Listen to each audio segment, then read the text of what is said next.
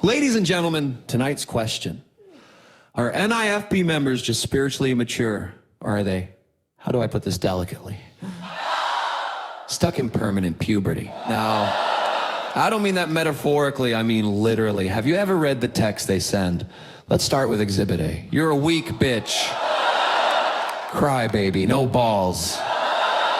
Wow, stunning, bold, revolutionary, haven't heard that one since. The 7th grade, it's almost nostalgic. I could swear I heard the same thing once in a locker room when somebody forgot their deodorant. And this, my friends, is supposed to be the righteous rebuke of the saints. This is the voice of the elect. This is the thunder of Mount Sinai, except it sounds less like Moses and more like a 14-year-old in a Call of Duty lobby whose mom just cut the Wi-Fi. I swear, they all share the same thesaurus of 3 insults. Bitch! Crybaby, no balls, that's it. That's the whole repertoire. You know what it reminds me of? That one kid in middle school who tried to start a rap career, but his entire diss track was just, you're a loser, you're dumb, you're stupid, crybaby! And the whole class goes silent, not because they're offended, but because they're embarrassed for him. That's the exact vibe of these NIFB burns. You don't feel hurt, you don't feel attacked, you feel sorry, like, oh honey, you tried, bless your heart. I mean, let's take the phrase, no balls, classic, timeless, used by insecure teenagers everywhere, but when a supposed grown man of God texts that, all I can picture is him at 45 years old, sitting in his recliner, typing with one finger, muttering, that'll show him no balls nailed it. Listen, if the devil himself was taking notes, he'd have to look at that and go, really? That's your A game? That's your line in the sand, crybaby? Even demons are like, bro, up your material. Now, let's not forget, this isn't just random church members. Oh no, this is straight out of the pulpit. Nothing says fruit of the spirit like temper tantrums that make toddlers look composed. Honestly, the only difference between Steven Anderson and a 2-year-old in Walmart is that the 2-year-old gets carried out by his mom. I don't recall Jesus ever saying, blessed are the meek, for they shall inherit the earth. Unless they're crybabies, in which case, no balls. Imagine the Sermon on the Mount if Jesus spoke like the NIFB. Love your enemies, do good to them that hate you unless they're weak bitches, then flame them on Messenger at 3 a.m. Whole new gospel right there. And here's the kicker. Even actual teenagers think it's cringe.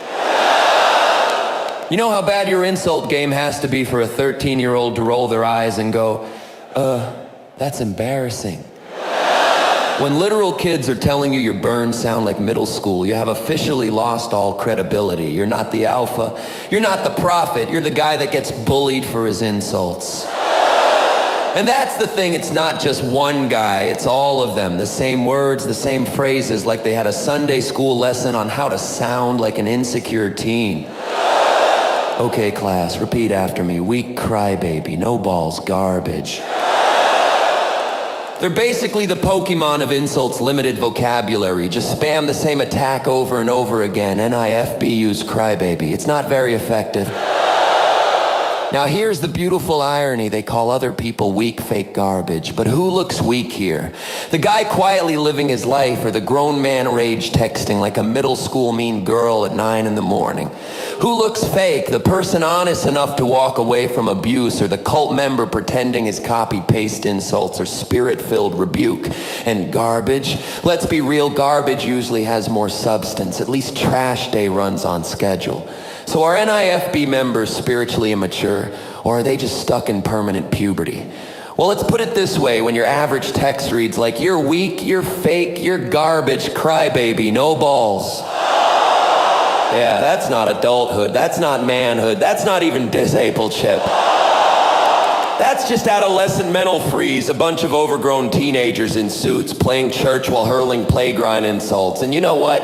I don't even feel angry, I just feel embarrassed for them, because nothing kills an insult faster than pity.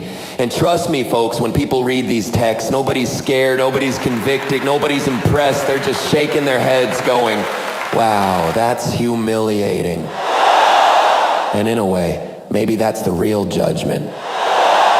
Thank you, good night. Don't forget to tip your waitresses. And remember, if someone calls you a crybaby at 40 years old, just laugh because the joke's on them.